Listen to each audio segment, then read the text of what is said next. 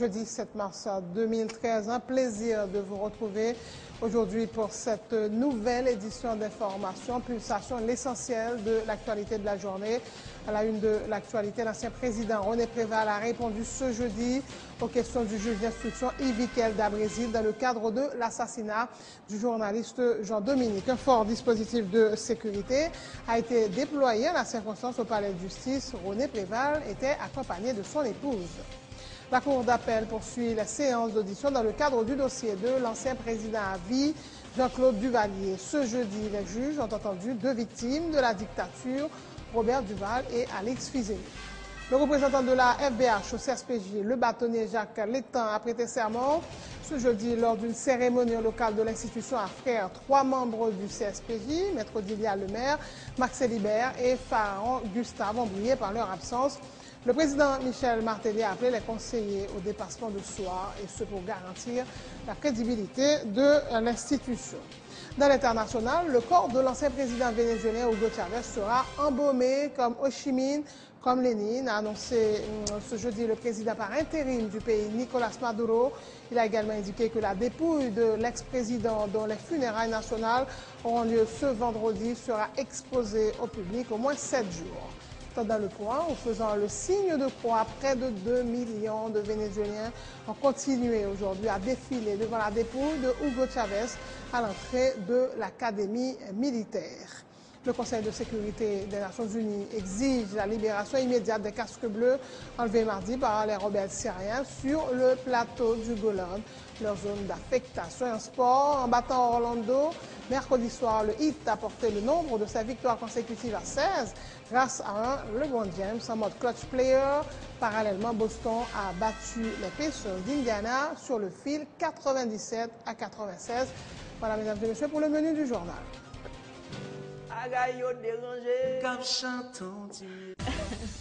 Musique, info, zin, potin, gag, blague. Aujourd'hui, c'est le jour Gabon Zin. Allô?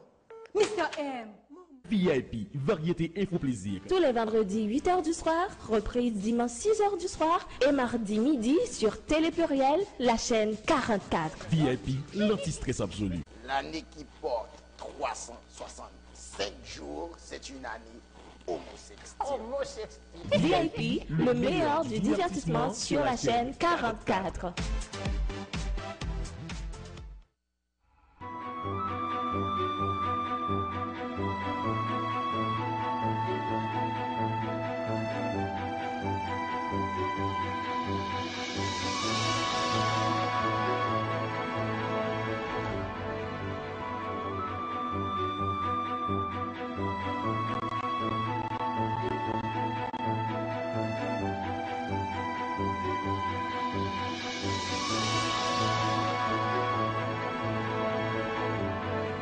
Je vous donne rendez-vous tous les 15 jours pour parcourir le pays à la découverte de nos régions, de la diversité du patrimoine haïtien.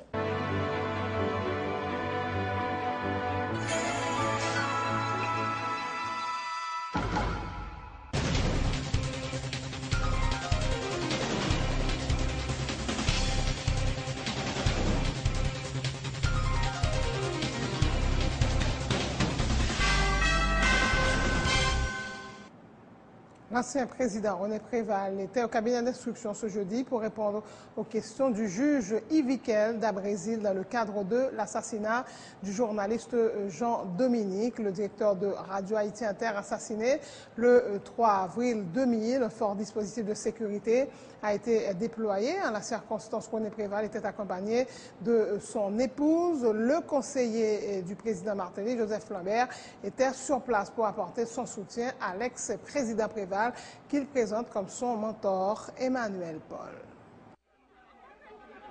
Il était 11h30 du matin quand l'ancien président René Préval a quitté le cabinet d'instruction après avoir comparu comme témoin par devant le juge Yvikel Dabrésil dans le cadre de l'enquête sur l'assassinat du directeur de Radio Haïti Inter, Jean-Léopold Dominique. René Préval, qui en compagnie de son épouse était sur place dès 7 heures, aurait décidé de répondre seul aux questions du magistrat sans la présence de ses avocats. À sa sortie, devant une nuée de caméras, photographes et journalistes, René Préval a juste lâché ces quelques mots. À titre de témoin, juge d'Abrésil pose une question, me répond. Nous connaissons que l'instruction est secrète, donc c'est là m'a prêté. Qu'on y est là, l'instruction est secrète. Vous ne pouvez pas là. Qu'on y est là, je vais monter dans l'ambassade de Venezuela pour porter témoignage pour la mort du président Chavez. Merci beaucoup. 4 agents de l'unité de sécurité générale du Palais national et un agent du SWAT Team assuraient la sécurité rapprochée de l'ex-président et de sa femme au palais de justice, alors qu'un fort dispositif de sécurité était déployé sur la cour. L'ancien bras droit de René Préval, devenu conseiller de Michel-Joseph Martelly, Joseph Lambert, se trouvait également au palais de justice. Il était venu apporter son soutien à celui qu'il présente comme son mentor. Bon, le président Préval qui est un ami, je dirais même un mentor, qui a initié en fait question ça sur l'assassinat Jean-Dominique, qui journée jeudi relé par le juge pour lui capable de venir répondre à certaines questions que m'estime qui normal dans le cadre d'une procédure on va régulière. C'est sûr qu'on vient porter la à toute qualité bagaille de ses amis. Interrogé sur la préoccupation de la coordination de l'unité concernant une possible instrumentalisation de la justice par le pouvoir en place dans le cadre du dossier de l'assassinat de Jean-Dominique, l'ancien sénateur du Sud-Est a répondu en ces termes. Qui pas mon parti dans le pays ça? Qui pas mon parti dans le pays ça? Mais en fait est certain, c'est que la commission ça a procès ça ou bien ça me déclaré pas je ne peux pas dire un procès. Mais questions ça qui devant le tribunal là sont questions qui étaient initiées par le président Préval lui-même. Alors, si le président Préval lui-même était initié, peut-être qu'il ne peut pas venir répondre par devant un juge qui lui-même attendait tout le dossier ça. Jean-Léopold Dominique et le gardien de Radio Haïti Inter ont été assassinés le 3 avril 2000 sur la cour de la station durant le premier mandat de l'ex-président René Préval. L'ex-ministre de Jean-Bertrand Aristide, Henri-Claude Ménard, est convoqué le 14 mars par le juge Ivikel d'Abrésil. Le magistrat instructeur est en charge du dossier depuis le 3 avril 2005. La Cour d'appel poursuit les séances d'audition dans le cadre du dossier de l'ancien dictateur Jean-Claude Duvalier. Ce jeudi, les juges ont entendu 2 victimes de la dictature, Robert Duval et Alix Fils-Aimé, arrêté le 26 avril 1976 dans le département du Nord-Est. Alix Fils-Aimé affirme avoir passé 18 mois en prison, dont 9 au Fort Dimanche. Les 13 prisonniers étaient entassés comme des sardines dans une cellule qui ne pouvait recevoir qu'une seule personne, témoigne Alix Fils-Aimé. Cellule la magistrat, c'est une cellule qui est de 2,5 mètres de long par 1,50 m de large. Vous retirez tout le gradement, qui demande calcium, qui est atteint dans cette cellule-là. Une cellule d'isolement solitaire par 1,50 m. C'est-à-dire que l'homme décampé, mais ça me décampait. Il me décamaché, il me là tourner. Quand on fait, pas de fenêtre, c'est en l'air avec une ouverture pour le monde capable. 9 mois en solitaire, par personne. Seul barrage que je dépends d'entendre, c'est le battre mon en dedans, le torturer mon en dedans. Jour comme nuit, magistrat. Il a fait compter 300, 200, 100 coups de bâton, femme pour garçon. J'étais dans la prison secrète des Duvaliers. L'homme arrivé dans la cellule pour dimanche, j'étais dans la cellule 1. Il y avait 13 personnes avec moi. Ce que j'ai vu, magistrat, c'était quasiment des cadavres. Tellement de monde était en mauvais état. Sans me voir dans cette cellule-là, on m'a eu les kings dans la prison. Son demi-boum, qui a coulé, et c'est là que le prisonnier fait besoin. Il y a 13 personnes dans la cellule qui étaient.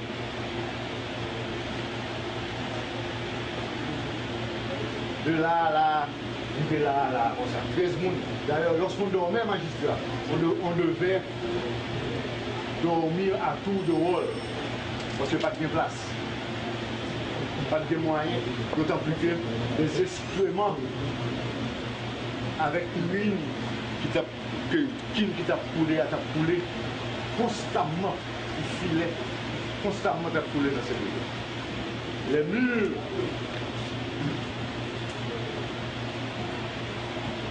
murs cellulaires magistrats étaient tapissés de sang. C'était sang, bigaille, moustique, caron, maringouin, qui t'a dévoré tout le néant. Les avocats de la partie civile dénoncent le comportement du ministère public près de la Cour d'appel dans le cadre du traitement de ce dossier. Les commissaires du gouvernement, qui en général défendent la position de la société, se comportent comme de véritables défenseurs de l'ancien tyran, selon Mario Joseph. On a connivence entre le ministère public avec la défense. Malheureusement, c'est par contre ça qu'on passe dans l'autre cas, côté ministère public toujours avec la partie civile, aider pour joindre une condamnation. Malheureusement, le ministère public prend l'autre côté, la question de Gozé, c'est une question qu'on fait du Valier, et où est tout, il y a une liste dans le genre de Rangel et pour le temps des mounions. Donc, ça va gagner avec le droit, avec la procédure. Donc, nous payons, c'est nous pour choisir qui n'a pas fait autant de mounions. Toujours est-il, le ministère public lui-même, décision par lui, réquisition par le tribunal. Le tribunal a toujours fait droit à la procédure, à la loi. Donc c'est là nous et pour satisfaire nous satisfaire parce qu'il y a tant de plaignants et plaignants bien déposés et il y a expliqué la situation dans le dimanche. Je nous même demandé nos réactions. Peut-être nous qui pas bien l'âge, qui pas là, les dualités fait ça, comment nous sentons par rapport avec ça qu'on là. Le représentant de la Fédération des barons d'Haïti au CSPJ, le bâtonnier Jacques Létan, a prêté serment aujourd'hui lors d'une cérémonie au local de l'institution à Frères. 3 membres du CSPJ, Maître Dilia Lemaire, Max Libert et Pharaon Gustave, ont brillé par leur absence. Le président Michel Martelly a appelé les conseillers au dépassement de soi, et ce pour garantir la crédibilité de l'institution. J'éprouve un grand honneur à remplir ce devoir constitutionnel en recevant en ce début d'après-midi le serment faisant de M. Jacques Létan, avec l'ampliation de l'arrêté présidentiel publié au journal officiel Le Moniteur, membre du Conseil supérieur du pouvoir judiciaire en remplacement de M. Néhémie Jean. L'institution judiciaire semble patiner sur place et ne répond pas encore à l'attente placée en elle, ayant présidé à sa création. Cela relève tout simplement de sa nouveauté. Toute institution nouvelle qui démarre sans base, sans précédent, réclame un savoir-faire élevé et un temps d'adaptation nécessaire à son ajustement. Et le CSPJ, à cause de sa dimension politique, de ses responsabilités, n'échappe pas à cette règle, malheureusement. Monsieur Létan, je me permets de m'adresser directement à vous parce que nous venons procéder à votre installation. Vous prenez charge aujourd'hui au sein d'une institution qui n'arrive même pas à se mettre d'accord pour voter pour ou contre, tellement les égos sont élevés de part et d'autre. Vous avez une tâche particulière parce que vous allez devoir jouer le trait d'union entre 2 groupes qui pensent fondamentalement avoir raison. Voilà, une petite correction. Le représentant de Maître Jacques Létan est Maître Néhémie Joseph et non pas Néhémie Jean, comme l'a dit le chef de l'État, par erreur, bien évidemment.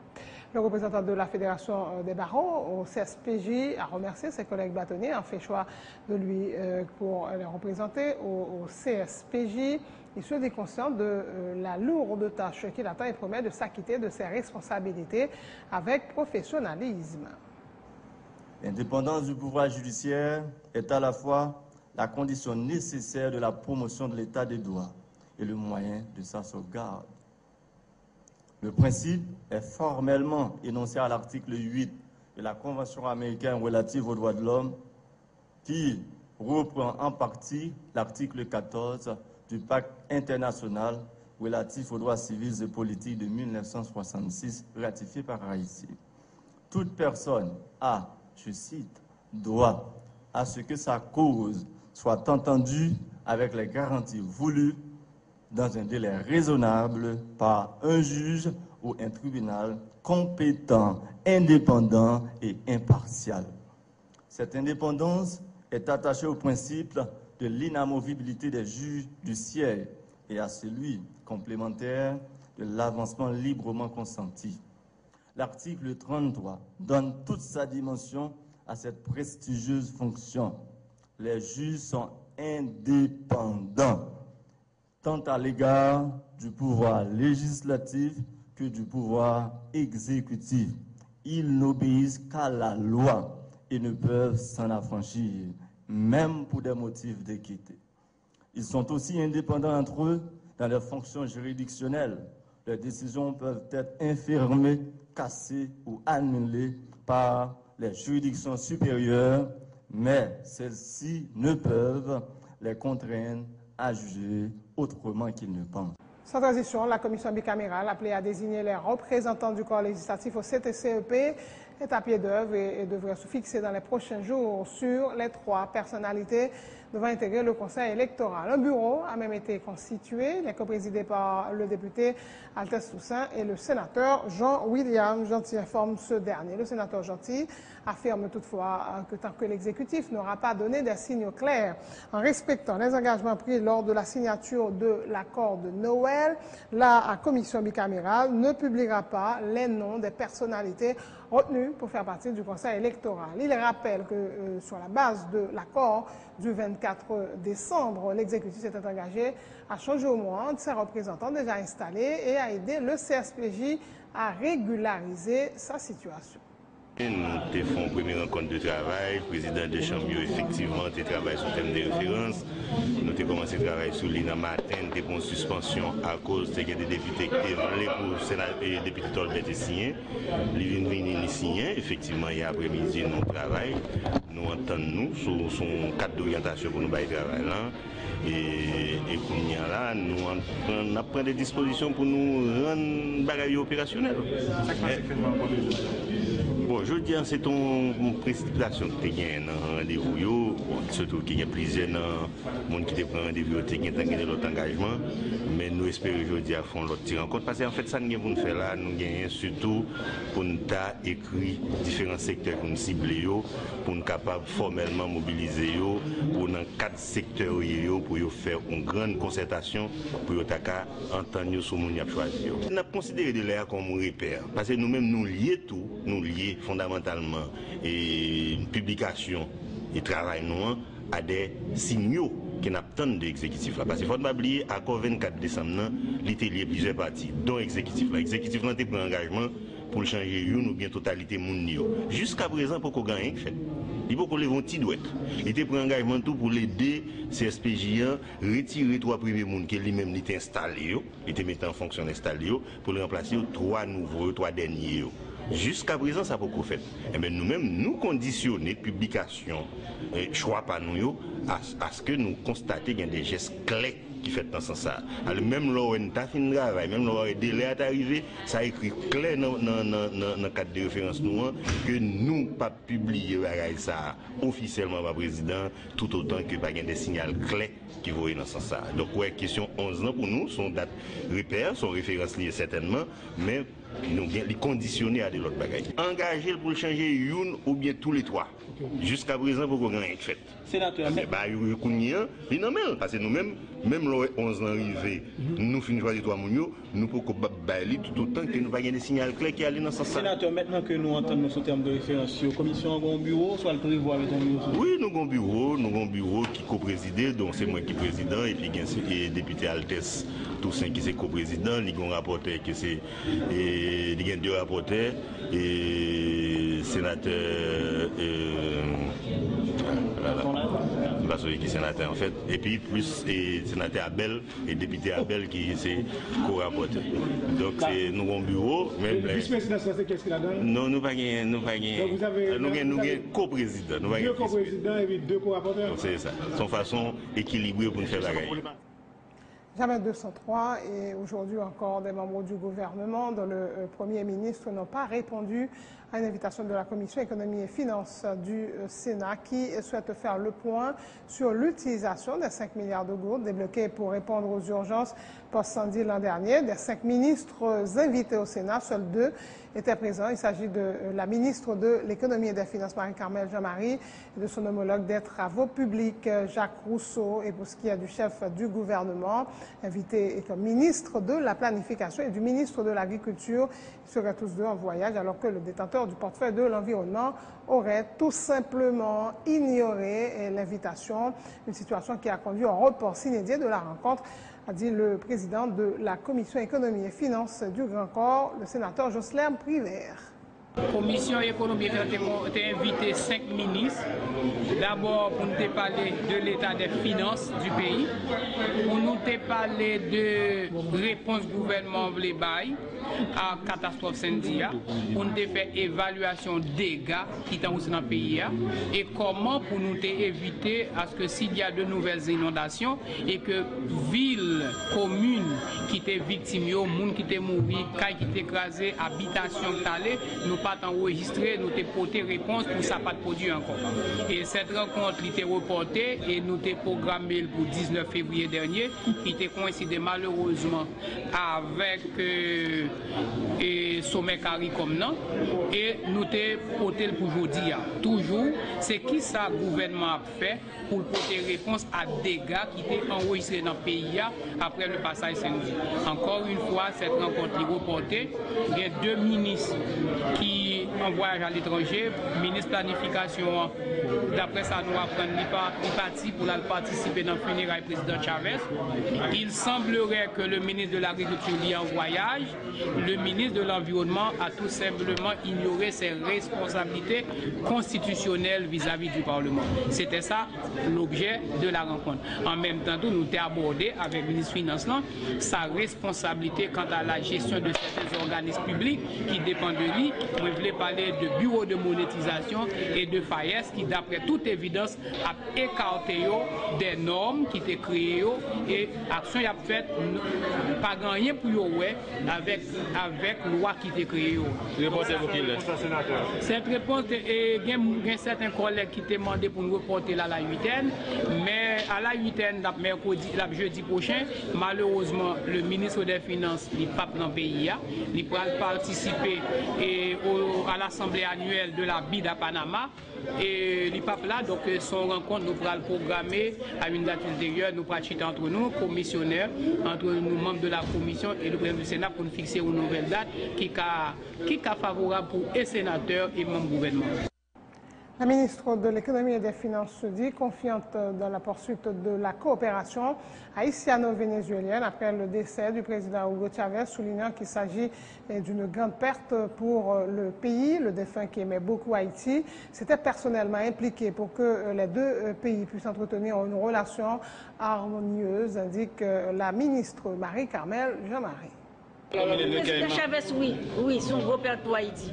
C'est un président qui était remis Haïti pour ça Haïti représenté, pour ça Haïti t'est représenté et ça Haïti t'a supposé toujours représenter pour l'humanité. C'est le premier pays qui était nègre, qui était bataille, qui était fond indépendance et qui était aidé l'autre monde les indépendances. Le président Chavez te comprendre que ce n'est pas l'indépendance politique là seulement qui comptait.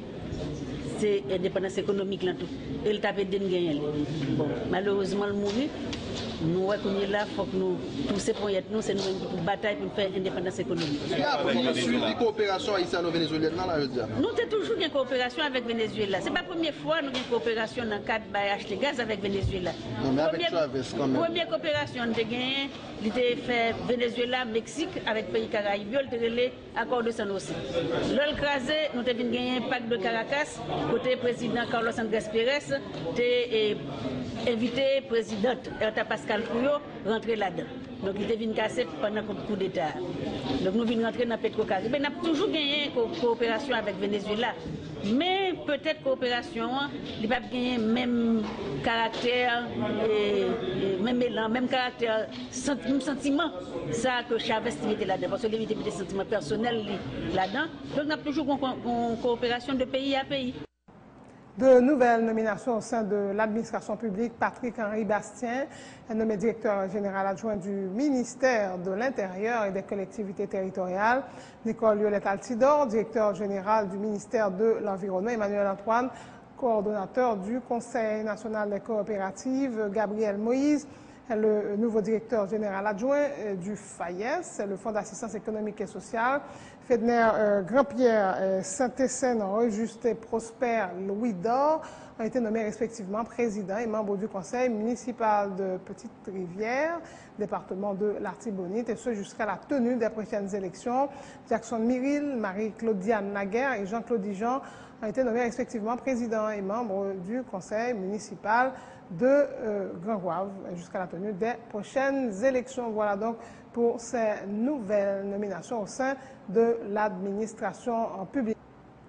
C'est la fin de ce journal. Le rappel des titres. L'ancien président René Préval a répondu ce jeudi aux questions du juge d'instruction Yvikel Dabrésil dans le cadre de l'assassinat du journaliste Jean-Dominique. Un fort dispositif de sécurité a été déployé en la circonstance au palais de justice. René Préval était accompagné de sa femme. La Cour d'appel poursuit les séances d'audition dans le cadre du dossier de l'ancien président à vie Jean-Claude Duvalier. Et ce jeudi, les juges ont entendu deux victimes de la dictature, Robert Duval et Alix Fizeli. Le représentant de la FBH au CSPJ, le bâtonnier Jacques Litton, a prêté serment aujourd'hui lors d'une cérémonie au local de l'institution à Frères. 3 membres du CSPJ, Maître Didier Lemaire, Max Ribert et Pharaon Gustave ont brillé par leur absence. Le président Michel Martelly a appelé les conseillers au dépassement de soi pour garantir la crédibilité de l'institution. Le corps de l'ancien président vénézuélien Hugo Chavez sera embaumé comme Ho Chi Minh, comme Lénine, annoncé ce jeudi le président par intérim du pays, Nicolas Maduro. Il a également indiqué que la dépouille de l'ex-président, dont les funérailles nationales auront lieu ce vendredi, sera exposée au public au moins 7 jours. Pendant le point, ou faisant le signe de croix, près de 2 millions de Vénézuéliens ont continué ce jeudi à défiler devant la dépouille de Hugo Chavez à l'entrée de l'Académie militaire. Le Conseil de sécurité des Nations Unies exige la libération immédiate des casques bleus enlevés mardi par les rebelles syriens sur le plateau du Golan, leur zone d'affectation. Et puis en sport, NBA en battant Orlando, mercredi soir, le Heat a porté le nombre de ses victoires consécutives à 16 grâce à LeBron James en mode clutch player. Parallèlement, Boston a battu les Pacers d'Indiana sur le fil 97 à 96. Merci de votre fidélité, merci de votre attention. Vous retrouvez à partir de ce vendredi Dudley Aurelius pour Pulsation Week-end, vendredi, samedi et dimanche. Bonne suite de programme sur Télé Pluriel.